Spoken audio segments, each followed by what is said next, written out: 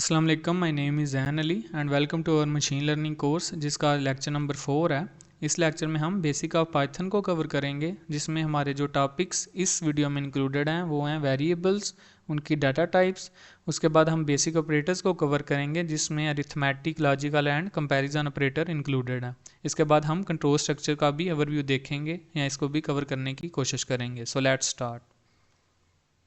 सबसे पहले हम एक कोड सेल को क्रिएट कर लेते हैं और इसको रन करके देख लेते हैं कि ये हमें आउटपुट जो है वो दे रहा है या नहीं दे रहा। सो उसके लिए हम प्रिंट स्टेटमेंट लिख लेते हैं, प्रिंट फंक्शन, और उसमें जो इन्वर्टेड कामाज होते हैं या कोटेशन मार्क्स होते हैं उनके दरमियान जो भी वैल्यू लिखेंगे वो स्क्रीन पे एज अ आउटपुट शो हो जाएगी। सो लेट्स सी, इसमें हम हेलो वर्ल्ड लिख लेते हैं और अब इसको रन करते हैं तो क्या ये स्क्रीन पे आउटपुट शो कर रहा है या नहीं कर रहा। तो ये स्क्रीन पे आउटपुट शो कर रहा है। इसके बाद अब हम मेनली हमारा जो आज की वीडियो का एम है उसमें हमने देखना है कि हम वेरिएबल्स को कैसे क्रिएट करते हैं in Python. So let's see, अब इधर एक मेन पॉइंट ये है कि जब भी हम पाइथन में वेरिएबल्स को क्रिएट कर रहे होंगे तो हमें इसकी डाटा टाइप बताने की ज़रूरत नहीं होती। मेरे कहने का मतलब क्या है, मैं आपको अभी इम्प्लीमेंट करके दिखाता हूँ। एज इज़ इक्वल, मैंने एक वेरिएबल क्रिएट किया एज और मैंने इसको इनिशियलाइज कर दिया 25 से। सो ये मुझे कोई एरर नहीं दे रहा। लेकिन अगर मैं ऐसा कोड सी लैंग्वेज में या सी प्लस प्लस में लिखता तो मुझे एक एरर आना था कि आपने इसकी डाटा टाइप नहीं बताई है। मतलब अगर मैं सी प्लस प्लस में लिखता तो मुझे साथ में इंट भी लिखना पड़ना था। लेकिन जो हमारी पाइथन लैंग्वेज होती है ये एक रूल को यूज़ कर रही होती है जो होता है हमारा डायनामिक टाइपिंग।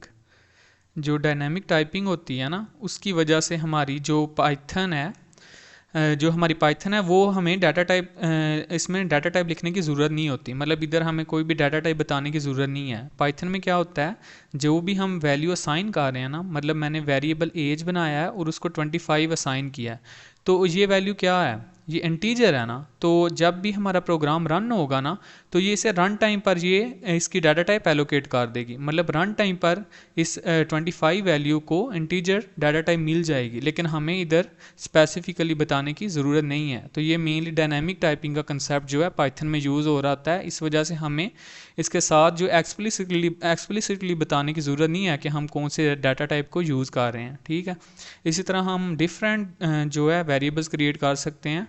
ठीक है, अगर मैं इधर नेम क्रिएट कर लेता हूँ और मैं इसमें एक स्ट्रिंग लेता हूँ तो स्ट्रिंग के लिए मुझे क्या करना पड़ेगा, ये डबल कोटेशन यूज़ करनी पड़ेंगी और इनके दरमियान में मैं जो वैल्यू लिखूंगा वो स्ट्रिंग कंसीडर होगी। तो अली लिख लिया। इसके बाद हम फ्लोट भी एक ले लेते हैं, लेट्स सी हम हाइट ही ले लेते हैं और इसमें हम ले लेते हैं 6.1।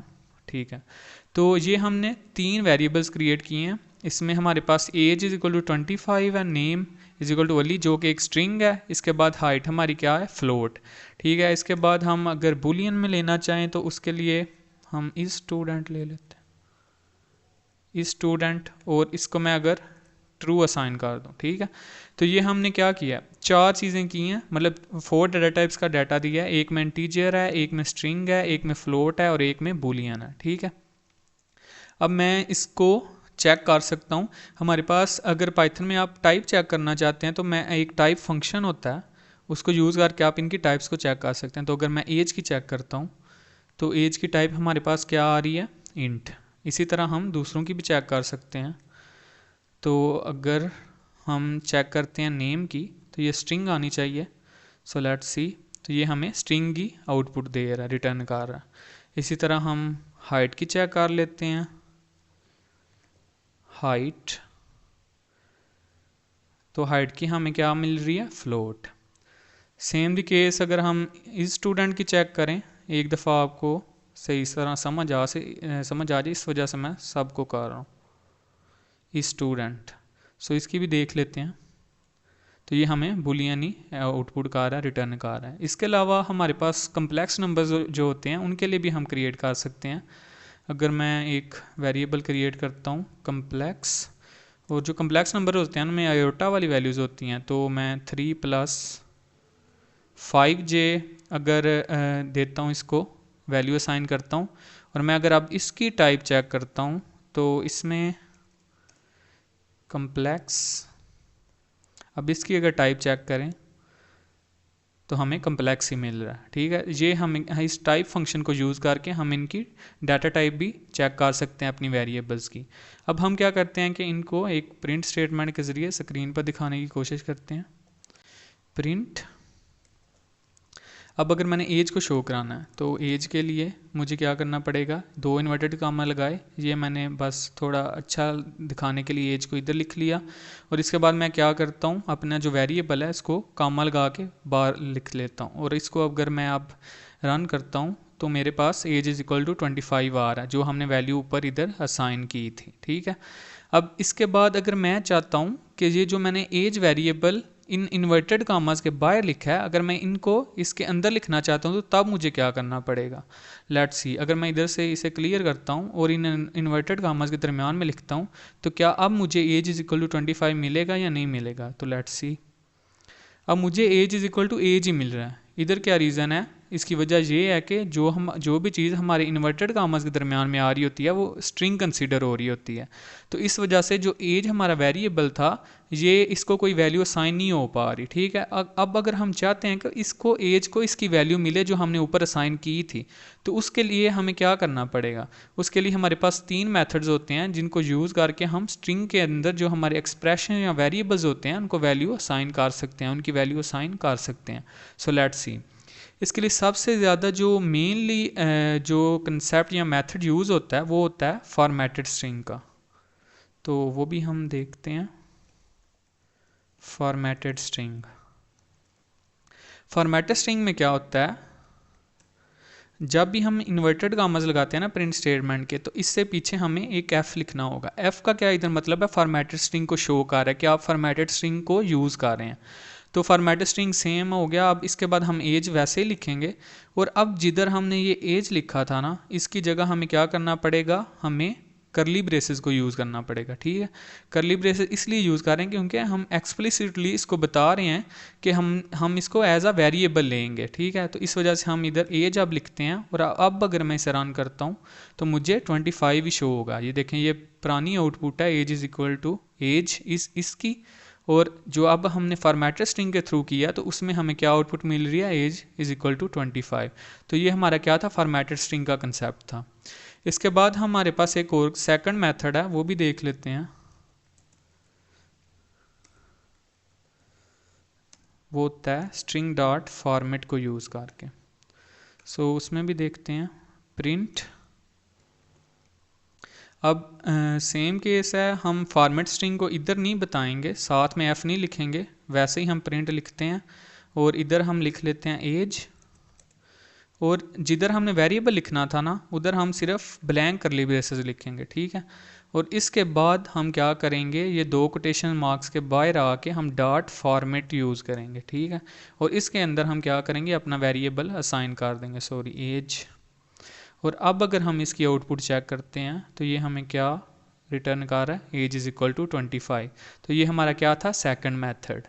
इसके अलावा एक और भी मेथड है, वो भी चेक कर लेते हैं। अब इसमें हमें क्या करना होगा कि थर्ड मेथड जो होता है इसमें हमें, वो अभी आपको शो करता हूँ, प्रिंट, और इसमें मुझे एज। अब इसके लिए हमें फॉर्मेट स्पेसिफायर का कंसेप्ट यूज़ करना पड़ेगा, जो मेनली सी लैंग्वेज में होता है। उसमें हमारे पास जो डिफरेंट हमने वेरिएबल्स की डाटा टाइप्स होती हैं ना, जैसे हमने इधर कौन कौन से वेरिएबल्स क्रिएट किए थे, एज क्रिएट किया था जिसको हम 25 असाइन कर रहे हैं, जिसका मतलब है कि इसकी डाटा टाइप क्या होगी, इंटीजर। इसकी डाटा टाइप क्या होगी, स्ट्रिंग। इसकी क्या होगी, फ्लोट। इसकी क्या होगी, बूलियन। और इसकी क्या होगी, कम्प्लेक्स। तो अब हम चाहते हैं कि जो भी इधर हम जो थर्ड मेथड यूज़ कर रहे हैं इसमें हमने एज रखा है ना, तो इधर हमने इसका फॉर्मेट स्पेसिफायर भी बनाया। अब अगर इंटीजर डाटा टाइप है ना तो उसका फॉर्मेट स्पेसिफायर हो सकता है मॉडुलस आई या मॉडुलस डी। इसी तरह जो हमारी होती है स्ट्रिंग के लिए हमें मॉडुलस एस यूज़ करना होगा, और करैक्टर के लिए मॉडुलस सी, और इसी तरह जो हमारी फ्लोट होती है उसके लिए मॉडुलस एफ।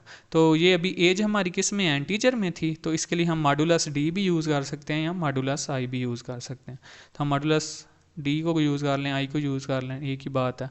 ठीक है, अब ये यूज़ कर लिया।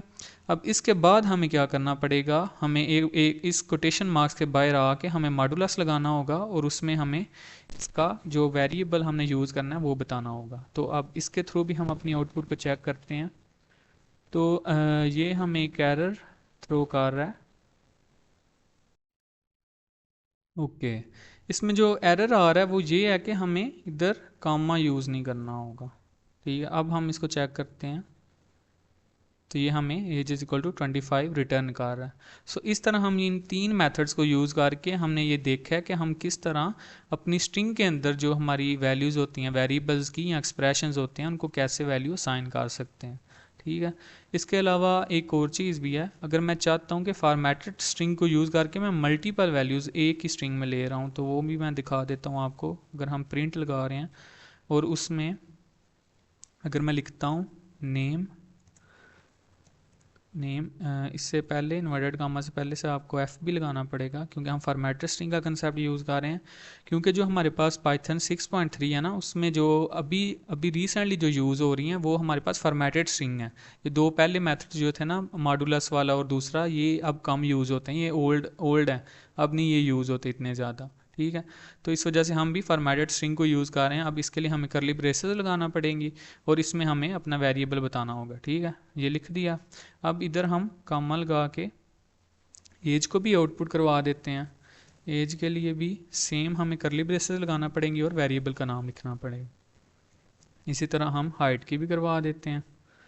हाइट के लिए हमें क्या करना पड़ेगा, सेम केस है, इसके लिए भी करली ब्रेसेस लगाएंगे और वेरिएबल लिख देंगे। और अब हम इसकी आउटपुट देखते हैं। तो ये हमें देखें, ये लास्ट वन जो आउटपुट है, इसमें हमें name is equal to Ali, age is equal to 25 और हाइट इज इक्वल टू 6.1 जो है एक ही आउटपुट में दे रहा है। तो इस तरह हम मल्टीपल्स जो होती हैं स्ट्रिंग्स, उनको भी मल्टीपल वेरिएबल्स को भी एज अ इनपुट ले सकते हैं और स्क्रीन पर आउटपुट दिखा सकते हैं। ठीक है, अब इसके बाद हमारे आ जाते हैं, ये हमारा वेरिएबल्स का ऑलमोस्ट कवर हो गया जो बेसिक हमें रिक्वायर था।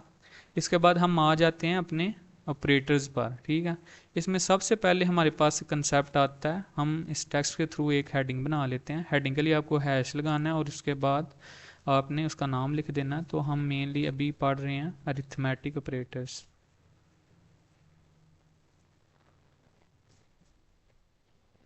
अरिथमेटिक ऑपरेटर्स, तो आप इसको चेक करते हैं।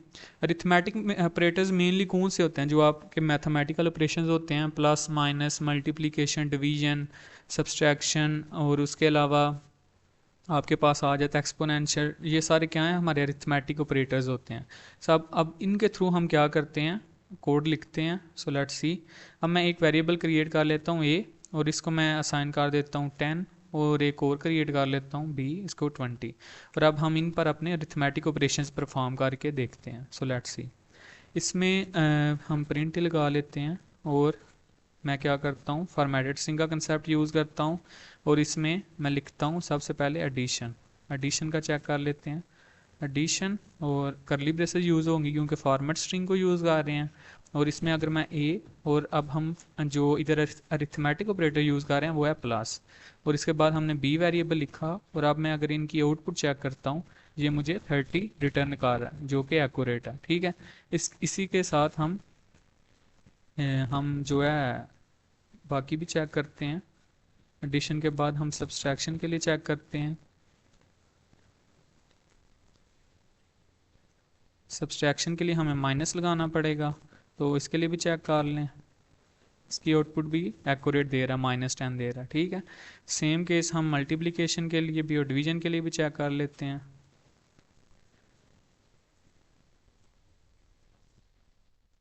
मल्टीप्लिकेशन के लिए जो हम चीज़ यूज़ करते हैं, इधर हम प्लस की जगह क्या करना पड़ेगा, स्टैरिक लगाना पड़ेगा, क्योंकि जो प्रोग्रामिंग है उसमें हम स्टैरिक यूज़ करते हैं मल्टीप्लिकेशन के लिए। और डिवीजन के लिए हम फॉरवर्ड स्लैश यूज़ करते हैं।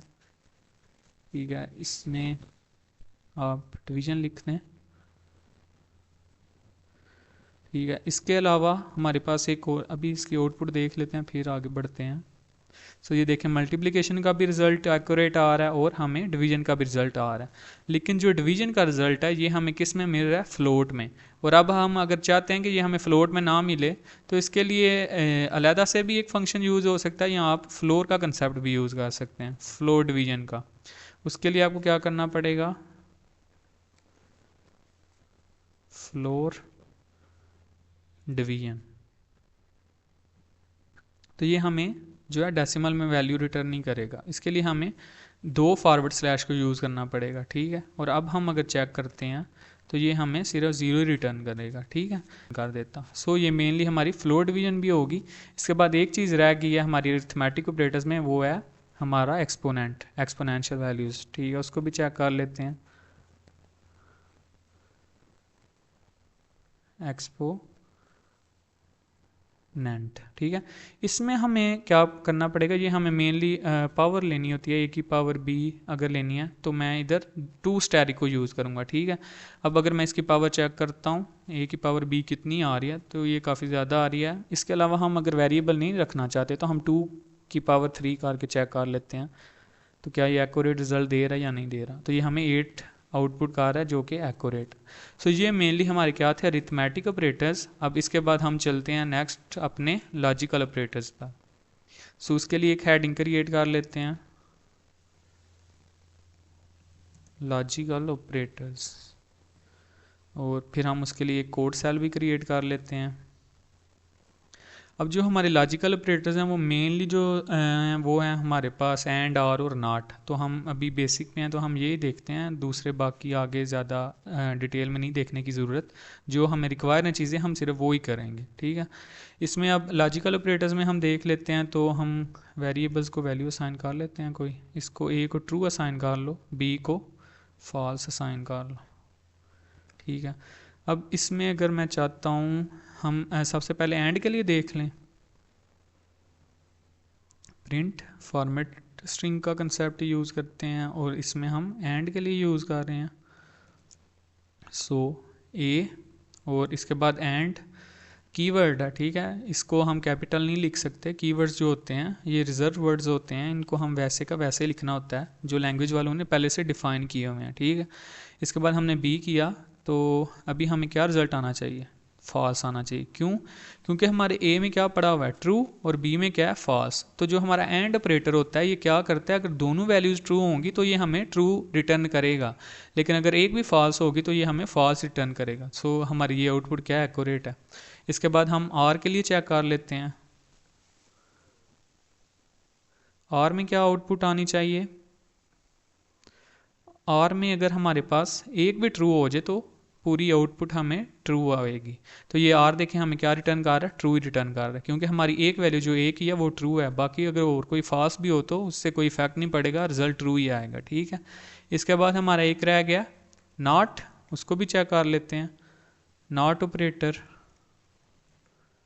नॉट, और इसके लिए मैं अगर नॉट बी पे चेक कर लूँ, अगेन ये कीवर्ड है तो इसको आप कैपिटल नहीं लिख सकते, और ये हमें भी ट्रू रिटर्न कर रहा है क्योंकि हमारा जो बी था वो फॉल्स था, तो नॉट भी क्या होगा, ट्रू। तो ये मेनली हमारे क्या थे, लॉजिकल ऑपरेटर्स। अब इसके बाद हमारे आ जाते हैं कंपैरिजन ऑपरेटर्स। अब उनके लिए भी चेक कर लेते हैं, कंपैरिजन ऑपरेटर के लिए एक हेडिंग बना लेते हैं,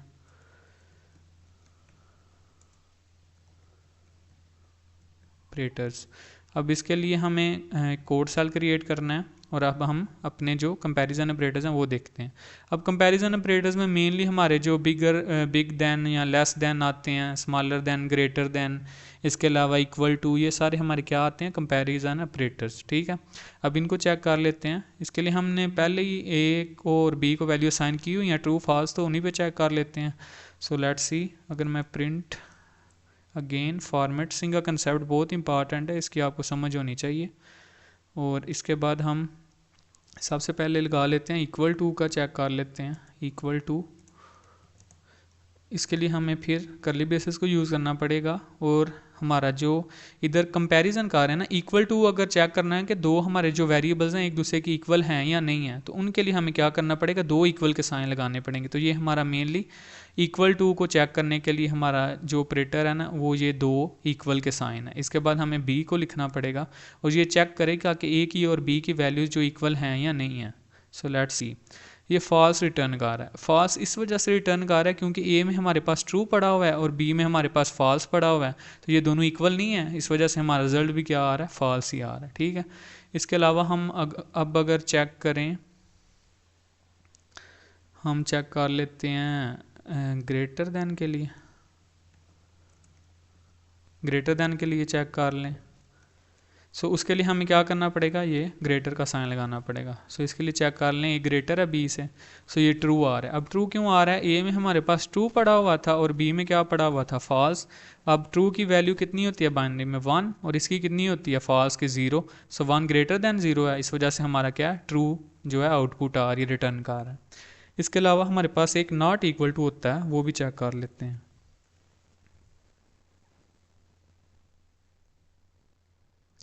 नॉट इक्वल टू, अब नॉट इक्वल टू में क्या होगा, हमें सिर्फ एक ही इक्वल का साइन यूज़ करना है, लेकिन उससे पहले हमें एक्सक्लेमेशन मार्क को भी यूज़ करना होगा। तो अब ये कंसीडर करता है, देखते हैं क्या रिटर्न कर रहा है हमें।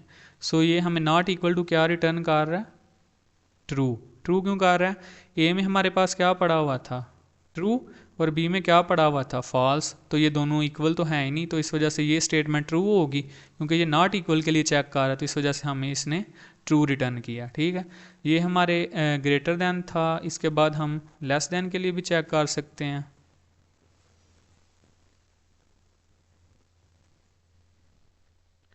अगर लेसर देन के लिए करें तो उसके लिए हमें लेस का साइन यूज़ करना होगा। सो ये हमें फॉल्स रिटर्न कर रहा है। फॉल्स क्यों कर रहा है कि ए हमारा जो ट्रू है इसकी वैल्यू 1 है और बी की 0 है, तो 1 जो है ग्रेटर देन 0 होता है, लेस देन नहीं होता, इस वजह से फॉल्स रिजल्ट हमें रिटर्न कर रहा है। सो ये मेनली हमारे कंपैरिजन ऑपरेटर्स थे। अब इसके अलावा हमारे पास स्केप सीक्वेंस का कंसेप्ट होता है, उसको भी चेक कर लेते हैं। सो उसमें हम अगर इधर ही चेक कर लें, सो ये हमारी मेनली आई थी वैल्यूज़। अब मैं अगर चाहता हूँ कि ये जो मेरी नेम, और इसको अगर कॉपी करूँ, अब ये नेम था ना, इसके बाद मैं चाहता हूँ कि ये जो एज और हाइट है ये नेक्स्ट लाइन पे चली जाएं। ठीक है, लेकिन मैं प्रिंट स्टेटमेंट ये की यूज़ करना चाहता हूँ, तो उधर मैं क्या यूज़ करूँगा, बैक स्लैश लगाऊंगा और एन लगाऊंगा। तो ये हमारे क्या करेगा, हमें न्यू लाइन पे ले जाएगा। ये मेनली हमारे स्केप सीक्वेंस होते हैं, जो हम बैक स्लैश होती है इसके बाद लगा रहे होते हैं। ठीक है, बैकवर्ड स्लैश के बाद अब एन लगाया तो ये हमें न्यू लाइन पे ले जाएगा। अब इसको चेक करके देखते हैं। सो ये देखें, name is equal to Ali, और इसके बाद इसने क्या किया, एज और जो हाइट थी इसको नेक्स्ट लाइन पे ले गया। ठीक है, ये हमारा मेनली क्या होता है, अगर हम नेक्स्ट लाइन पे जाना चाहते हैं तो हम स्लैश एन या बैकवर्ड जो स्लैश होती है उसके साथ एन को यूज़ कर रहे होते हैं, तो ये हमें न्यू लाइन पे ले जाता है। इसके अलावा हमारे पास स्लैश टी भी होता है, उसको भी चेक कर लेते हैं। अब स्लैश टी क्या करेगा कि हमें थोड़ा सा गैप दे देगा। ठीक है, अगर मैं 2 स्लैश टी कर लूँ तो ज़्यादा अच्छा रहेगा। अब इसको चेक कर लेते हैं, ये जो हमारी लास्ट आउटपुट है ये, तो इसमें चेक करें हमारे पास ये जो इतना गैप आ रहा है ये किसकी वजह से आ रहा है, जो हमने स्लैश टी को यूज़ किया। ठीक है, तो ये हमारे क्या मेनली स्केप सीक्वेंस हैं। ठीक है, तो यही हमारा आज मेन टॉपिक थे। इसके अलावा जो हमारा एक टॉपिक रह गया है वो जो कंट्रोल स्ट्रक्चर्स का, जिसमें हमारी कंडीशनल स्टेटमेंट्स और लूप्स वगैरह आते हैं, सो वो हम नेक्स्ट लेक्चर में कवर करेंगे। So thank you so much. अगर आपको किसी कंसेप्ट की समझ नहीं आई तो आप जो है कमेंट सेक्शन में मुझसे पूछ सकते हैं। Thank you so much. अल्लाह हाफिज़।